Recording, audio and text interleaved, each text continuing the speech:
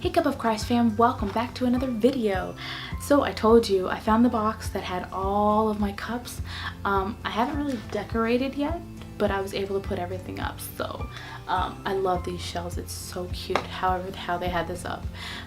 In fact, when we were looking at the house, I walked into this room and that was the first thing I saw, and I said this is the house, because that's where I'm going to film my videos. But it's everything slowly coming together. I've been able to unpack everything, and we've unpacked everything. Our living room is starting to look like a living room, but slowly and surely it's beginning to look like home. And it's funny because God sort of told me that, you know, that's what He does with our life. You know, we look at all the boxes of blessings that He has, you know, all the plans that He has, and it can look like a complete mess, and you're sitting here saying, Lord, what is this? There's no way that this could be something good. There's no way that all of this could come out great, or it could actually look like what I wanted. And then when He starts unpacking the blessings in the boxes, and you know, He starts to get rid of the things in our lives that we don't need. His plans start coming together, and it's just such a wonderful feeling to have that. So that wasn't actually my message. I just wanted to share that with you because that's something that God has been showing me, that He is taking care of everything, and He has everything planned, and everything will look as we wanted, even sometimes more than what we wanted. But yeah, that wasn't my message. I don't know why I said that.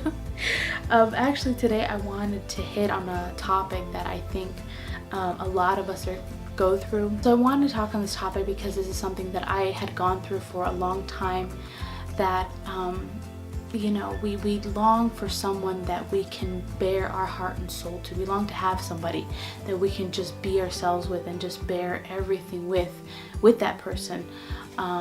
Sometimes we look for relationships, sometimes we look for friendships, and we are in a constant search of that person. But we end up overlooking Jesus, you know, and realizing that He is that perfect person that we're looking for, that we can bear our heart and soul to. I know for me, I had let God's magnificence and how great He was hinder me from actually coming to Him and being my true self. I felt like because I was sinful and imperfect, I couldn't be in His presence and actually be who I really was. I couldn't be weak in His sight. I held Him to human standards, so to speak, and I couldn't show that I doubted some of the things that He said. I doubted His promises. And the thing is that it's okay. It's okay to doubt. It's okay to wonder, like, God, are you sure? Were you serious about that? You know, it's actually easier to doubt with God. You know, you can express your doubts to the Lord, and when you express your doubts to other human beings, or, you know, other relationships, sometimes they'll be like, well, why are you doubting me? What have I done to give you a reason to doubt? You know? So God has always been understanding. He welcomes it. And that's something that I never understood. And it was when I was reading Abraham that, you know, when God had promised him a son, in chapter 15, it was during that waiting period that he was waiting for a son, that God had to come back and remind him that, hey, I've got your promise, don't worry. But there was a moment that Abraham had with God, and he was able to express that with Him. And it showed me how when you have that relationship with the Lord, when you have that intimate relationship with the Lord, then you can be brutally honest with the Lord, that He can actually work, that He can remind you and calm those doubts that you have. And even when God, you know, had reminded Abraham of the promise, and Abraham still did his own thing and had another son, God was still faithful to keep His promise. And I think sometimes we do that. We don't see Him work, so we're like, oh, obviously He forgot about me. But instead of actually coming to Him and saying, God, I have these doubts, you promised me something, but nothing's happening, what's going on?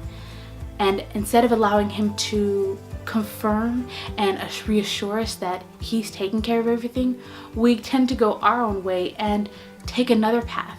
like Abraham did. And sometimes we end up reaping certain consequences of our actions. The thing is that even then, even in those moments, God is still faithful. God still gave Abraham his son. And that lesson alone shows us his faithfulness to us flawed humans.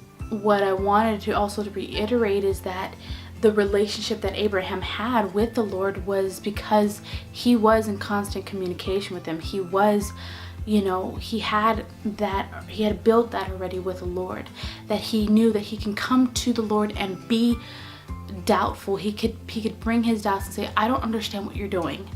And that's something that I strive to have, that relationship with the Lord where I can be myself and say, Lord, I don't understand what you're doing. And once that relationship with the Lord starts building, you can be that fragile, doubtful human being with the Lord and know that the Lord is the one that's going to take care of everything. He's got everything under control, and you know deep down, because you have built that trust with him.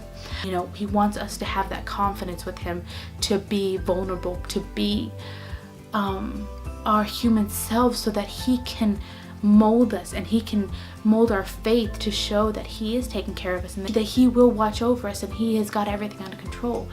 But it takes that step up for us to, even Paul said, in my weakness I am strong. And that means that we can be our weak nature with the Lord, and he will still be faithful, and he will still take care of us. So guys, I hope this has encouraged you to seek the Lord daily, to know that God is taking care of everything, that God truly is in charge of everything, and he just wants that relationship with you, and he wants you to express your doubts and your fears to him, because that's where he can mold you and remind you of the plans that he has for you. Thank you guys so much once again for watching. I can't express my gratitude to you all. I love you all, and I hope you all have a wonderful week. I'm praying for you guys, and I will see you all next Monday. God bless you.